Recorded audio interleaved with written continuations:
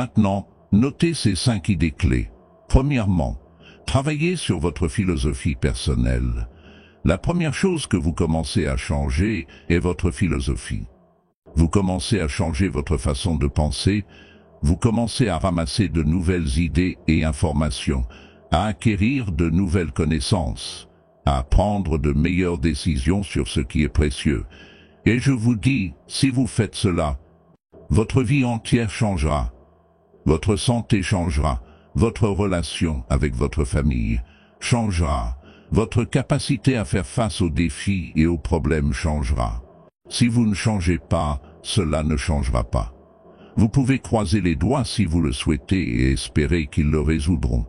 Vous pouvez souhaiter que le vent ne souffle pas aussi fort. Mais je vous dis, souhaitez que le vent change en votre faveur, nous appelons cela naïveté au mieux. Ne le faites plus.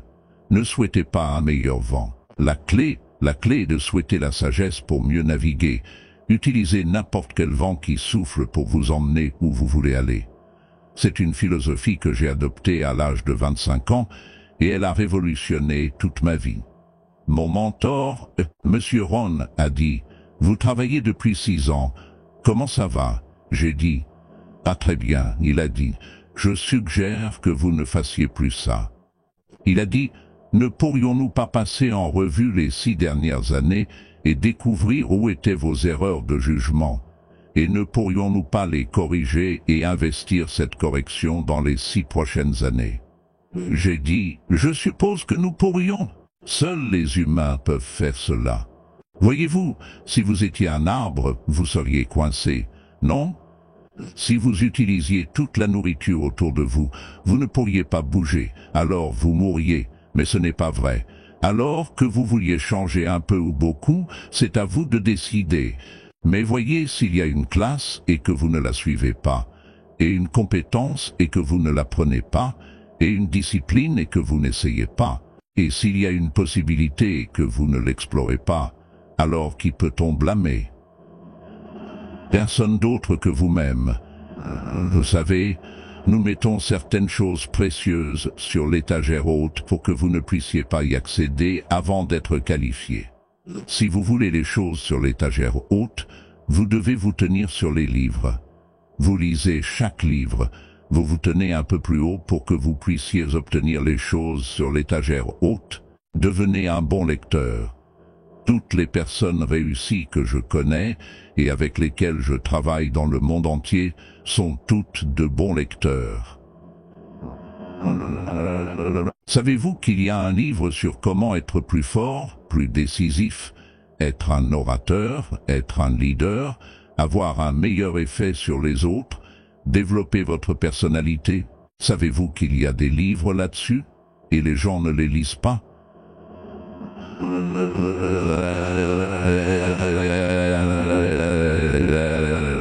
Comment expliqueriez-vous cela?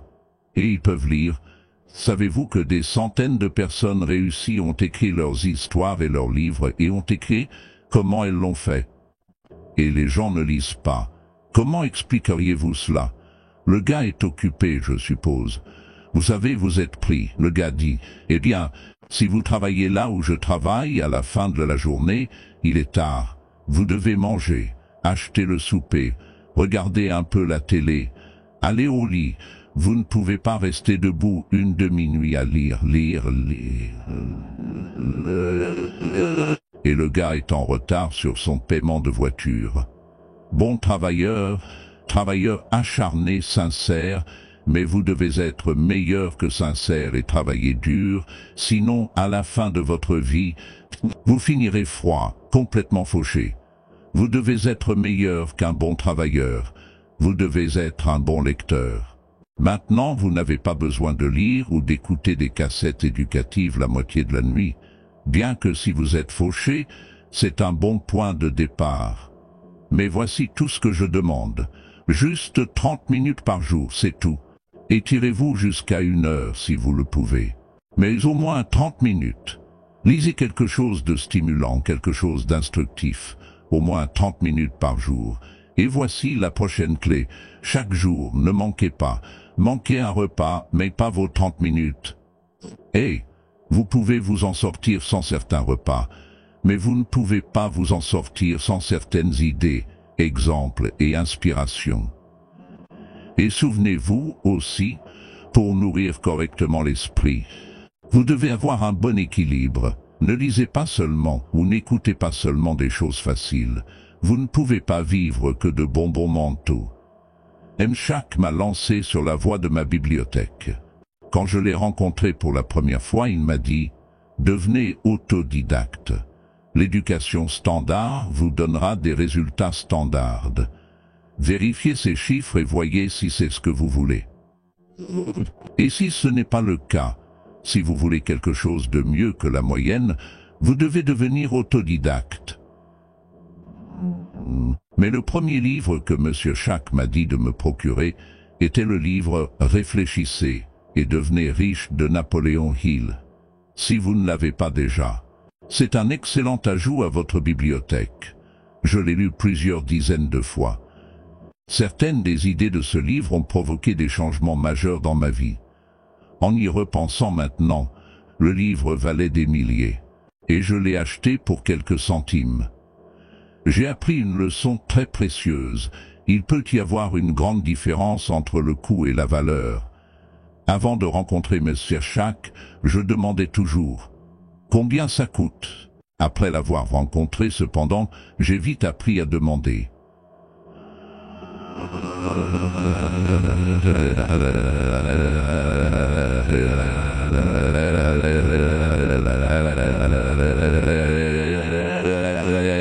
L'attitude.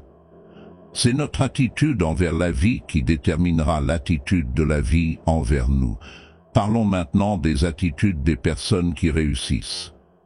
Les gens qui réussissent viennent dans toutes les formes et tailles, et avec des degrés très variés d'intelligence, d'origine et ainsi de suite. Mais ils ont tous une chose en commun. Ils s'attendent à plus de bonnes choses dans la vie que de mauvaises. Ils s'attendent à réussir plus qu'à échouer.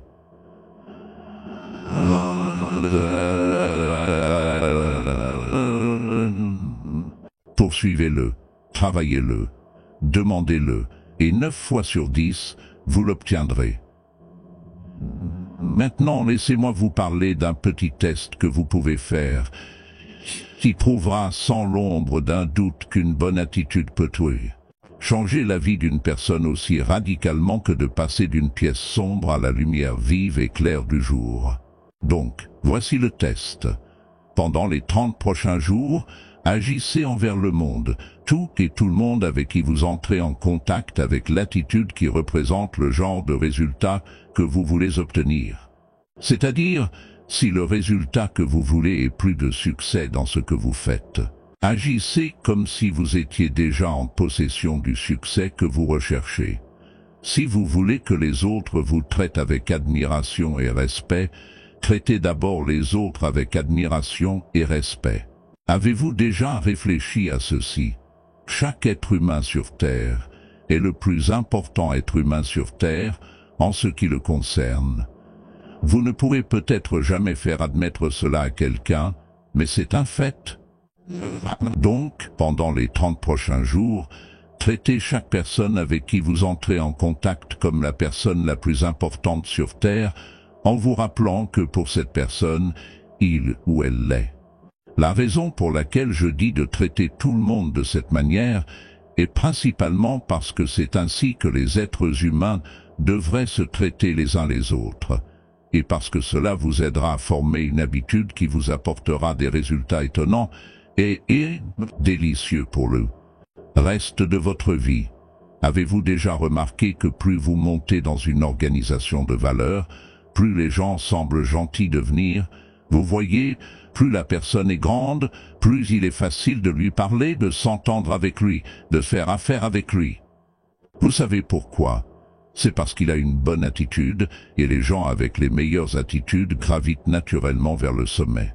Donc pendant 30 jours, agissez envers les autres dans le monde entier exactement de la même manière que vous voulez que le monde et les autres agissent envers vous. Traitez votre femme ou votre mari comme la personne qu'il ou elle est vraiment, la personne la plus importante dans votre vie. La même chose avec les enfants qu'ils emmènent dans le monde chaque matin. Pendant 30 jours, adoptez l'attitude que vous auriez si vous étiez l'être humain le plus réussi sur Terre. Et remarquez comment elle se transforme rapidement en une attitude habituelle. Quand une personne fait cela, elle devrait réaliser qu'elle s'est déjà placée sur la voie de ce qu'elle cherche. Elle est actuellement dans les 5 premières personnes de ce pays ou de tout autre pays. Il a préparé le terrain et planté la graine. Il s'est fait aimant, une incarnation de ce qu'il recherche. Avant que le métal puisse être coulé dans une forme désirée. Le moule, le réceptacle plein d'attentes, doit d'abord être façonné. Avant qu'un bâtiment puisse être érigé, l'excavation doit être faite et les fondations posées. Et avant qu'une personne puisse obtenir le genre de vie qu'elle veut, elle doit devenir ce genre d'individu. Elle doit penser, agir, parler, marcher et se comporter dans toutes ses affaires comme le ferait la personne qu'elle souhaite devenir. Elle est alors réellement cette personne, et les choses que cette personne aurait et ferait viendront naturellement à elle presque immédiatement. Un changement sera remarqué. Les irritations qui frustraient et agaçaient disparaissent. Lorsqu'une personne moins informée vous donne du fil à retordre, restez sur la bonne voie. Lorsque quelqu'un vous coupe la route avec sa voiture ou agit de toute autre manière qui montre son ignorance et son manque de courtoisie, ne vous abaissez pas à son niveau. Plaignez-le car c'est ce qu'il mérite vraiment. C'est le groupe même auquel une personne ne veut pas appartenir. Et s'il agit comme eux, eh bien, soyons réalistes, il appartient à eux. Il n'y a rien dans le monde que les hommes, les femmes et les enfants veulent et ont besoin plus que le sentiment d'être important, d'être nécessaire et respecté. Ils donneront leur amour, leur affection, leur respect et leurs affaires à la personne qui ressent ce besoin. Donc, le mot magique est l'attitude. Et en résumant quelques points à garder à l'esprit, 1. C'est notre attitude au début d'une tâche qui, plus que toute autre chose, affectera son résultat réussi. 2. Nous sommes interdépendants. Il est impossible de réussir sans les autres, et c'est notre attitude envers les autres qui déterminera leur attitude envers nous. 3. Avant qu'une personne puisse obtenir le genre de vie qu'elle veut, elle doit devenir ce genre d'individu. Elle doit penser, agir, parler, marcher et se comporter dans toutes ses affaires comme la personne qu'elle souhaite devenir. 4. Plus vous montez dans une organisation de valeurs, meilleures seront les attitudes que vous y trouverez. 5. Votre esprit ne peut contenir qu'une seule pensée à la fois, et puisqu'il n'y a absolument rien à gagner en étant négatif, soyez positif.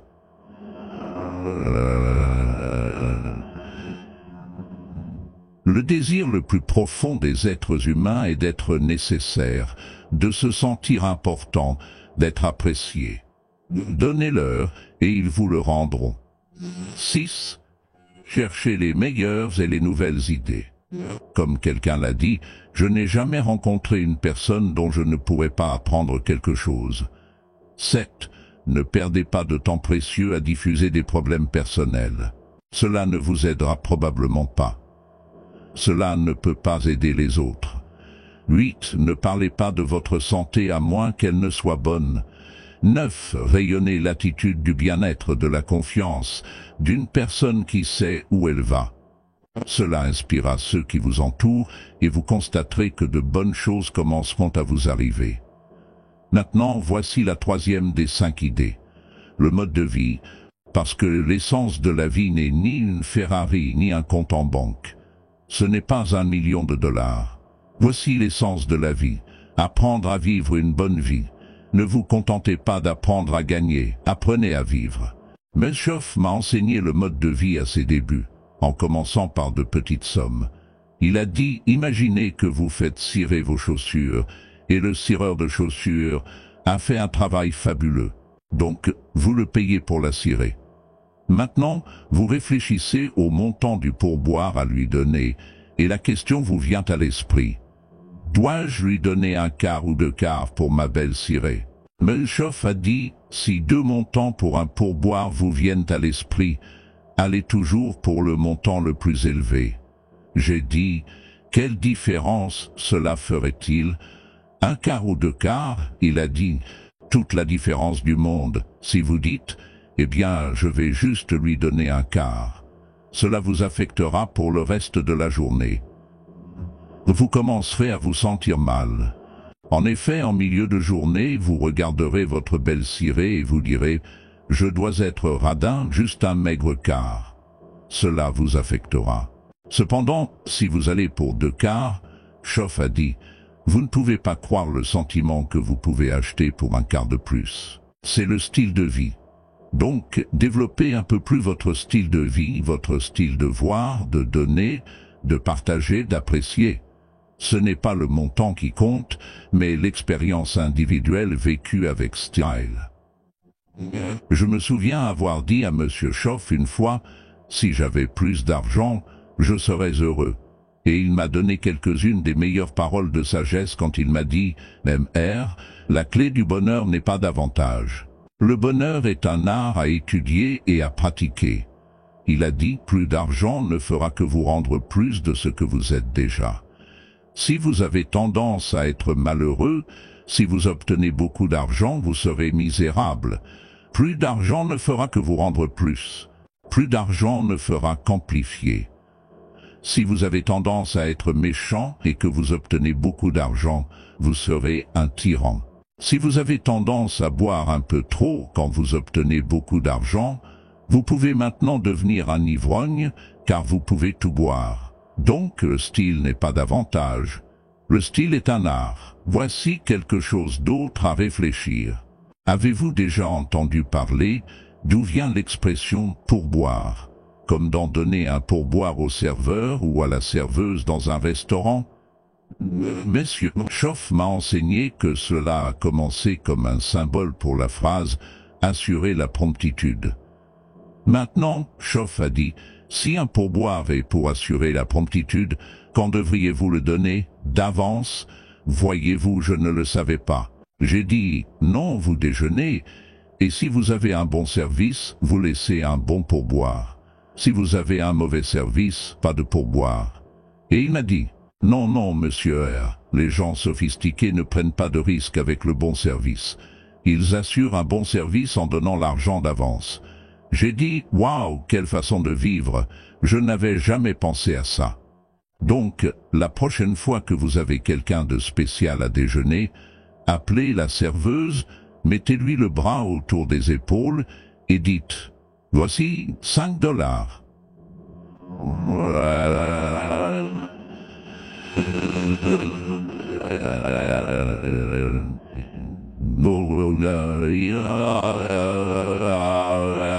Vous ne croirez pas ce qui se passe.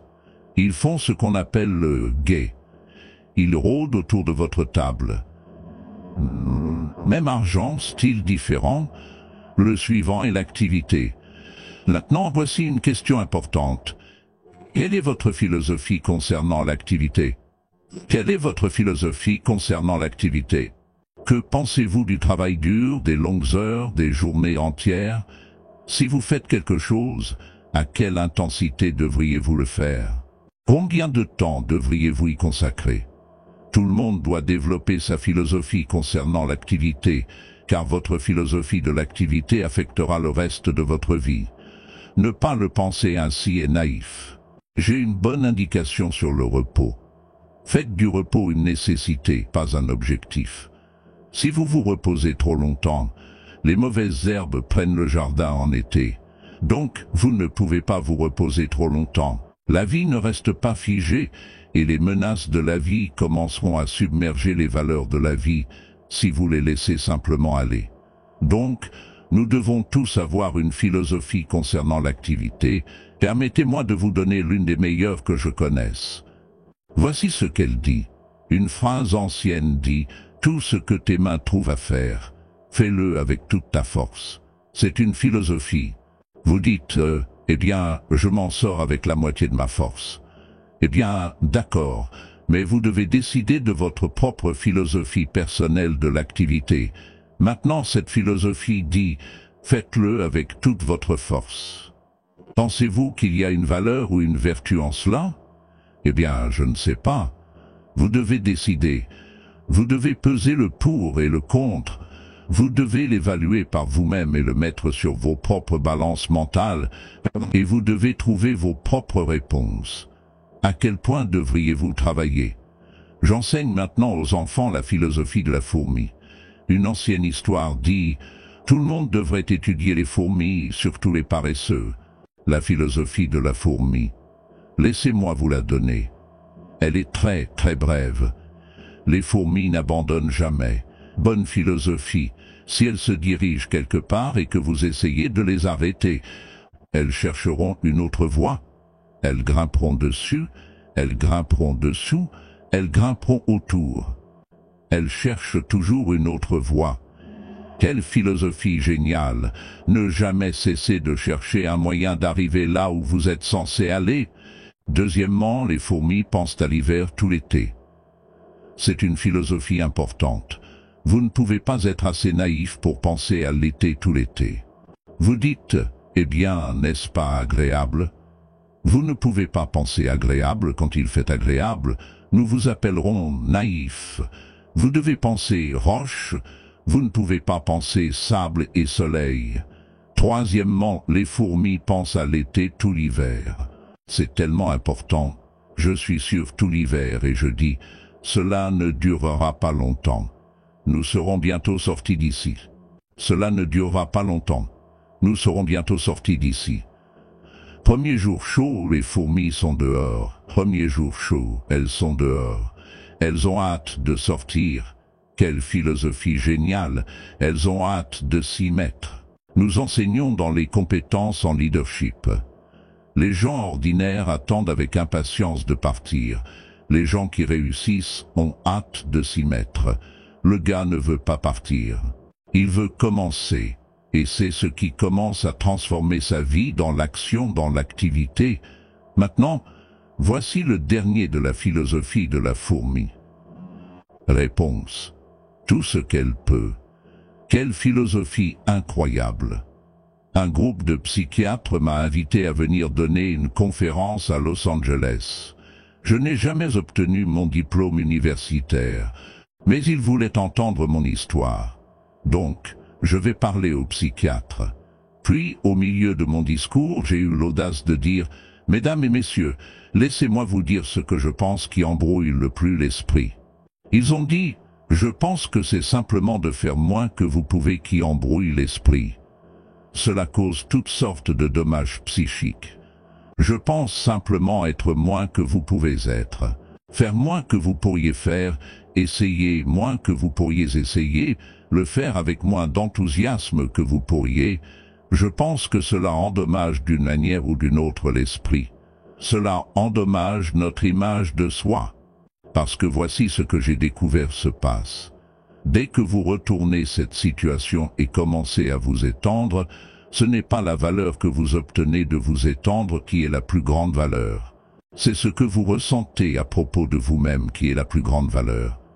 Parce que voyez-vous, ce n'est pas ce que nous obtenons qui nous rend précieux. Et faire partie de devenir est de voir tout ce que vous pouvez devenir, voir tout ce que vous pouvez faire, voir combien vous pouvez gagner, combien vous pouvez partager, combien vous pouvez commencer, jusqu'où vous pouvez atteindre, jusqu'où vous pouvez étendre votre influence. Si vous voulez jouer au grand jeu dramatique de la vie, la clé est de continuer à mesurer les progrès, de voir comment vous vous en sortez. Comment va votre santé? Comment va votre revenu? Comment va votre revenu? Si vous construisez une maison, comment cela se passe-t-il? Que se passe-t-il? Mesurer les progrès, c'est ce que nous appelons le nom du jeu. Voici comment nous l'enseignons à nos enfants. Vous devez faire des progrès mesurables en temps raisonnable. Nous devons être raisonnables avec le temps. Vous ne pouvez pas dire à quelqu'un toutes les 5 minutes, « Comment vas-tu maintenant ?» 5 minutes plus tard, « Comment vas-tu maintenant ?» Ce gars dit, « Je ne suis même pas encore sorti du bâtiment. Laissez-moi tranquille. Donc 5 minutes pour demander un compte ou une mesure est trop tôt. 5 ans. C'est trop long, trop tard. Trop de choses peuvent mal tourner. Le vieux prophète a dit, si vous êtes en colère, essayez de la résoudre avant que le soleil ne se couche. Ne la reportez pas à un autre jour. Demain, elle pourrait être trop lourde à porter. Une conversation qu'un père devrait avoir avec sa fille aujourd'hui, car la magie est là. Si vous attendez jusqu'à demain, la magie pourrait disparaître. Le succès est un jeu de chiffres. Combien d'années voulez-vous que votre enfant passe en 4e année? Environ combien? Une année. Maintenant, voici le suivant. Il est tout aussi important. Les fruits du travail. Le gars rentre chez lui et dit, devine ce qui s'est passé aujourd'hui. J'ai eu un panier de pommes. Et son voisin dit, waouh, un panier de pommes. Combien d'oranges avez-vous dû donner pour obtenir le panier de pommes? Et la réponse est, bien sûr, rien. Vous n'avez pas à abandonner les oranges pour obtenir des pommes. Voici ce que vous abandonnez. Vous abandonnez le ramassage des bâtons. C'est ce que vous abandonnez. Mais pour obtenir le panier de pommes, vous devez abandonner le ramassage des bâtons. Donc, lorsque la valeur arrive, elle vient à cause de l'effort. Voici le principe que nous apprenons. Les fruits du travail sont toujours plus doux que les dons de la fortune. C'est un grand principe à apprendre. Les fruits du travail sont toujours plus doux que les dons de la fortune. Si vous devenez riche sans travail, c'est ce qu'on appelle un don. Et c'est toujours bon, mais vous ne l'apprécierez pas. Si vous devez lutter, c'est toujours mieux.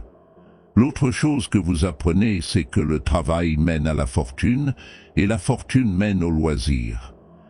Les loisirs maintenant c'est intéressant, mais nous devons les mettre dans le bon ordre. Travail, puis fortune, puis loisir. Si vous les obtenez dans le désordre, vous deviendrez incapable de travailler. Vous deviendrez tellement pauvre que vous ne pourrez rien vous permettre. Travail, fortune, puis loisir.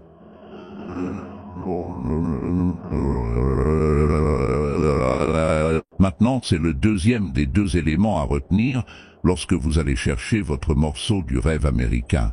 Le travail et la joie du travail. Voici ce que dit le vieux livre. Tout travail qui élève l'humanité a de la dignité et de l'importance et doit être entrepris avec une excellence minutieuse. N'est-ce pas un bon conseil? T'aimes ça? Travaille avec une excellence minutieuse. Waouh, quelle différence cela fera dans votre fortune, votre avenir, votre revenu, toute votre vie. Donc les fruits du travail.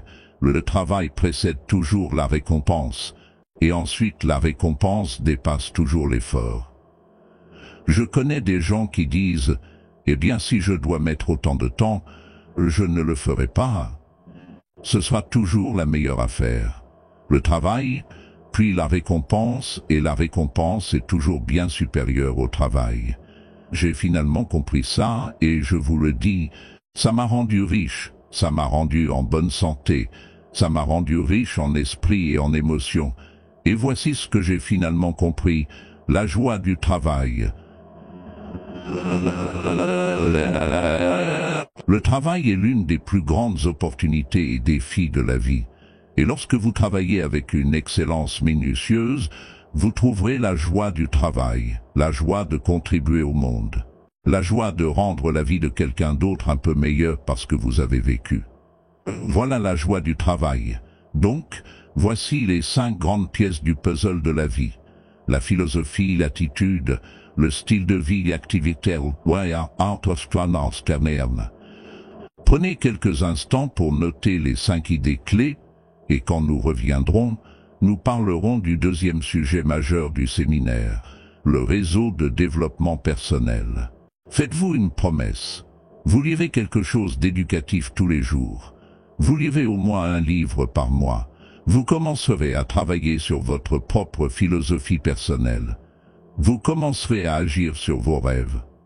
Faites-vous la promesse que vous commencerez à progresser chaque jour, que vous ferez des progrès mesurables dans un délai raisonnable, que vous développerez un style de vie dont vous pourrez être fier. Faites-vous la promesse que vous travaillerez sur votre attitude, que vous développerez une bonne attitude positive, que vous serez un exemple pour les autres à suivre, que vous développerez l'attitude qui dit « Je n'attendrai pas que quelqu'un d'autre change ma vie.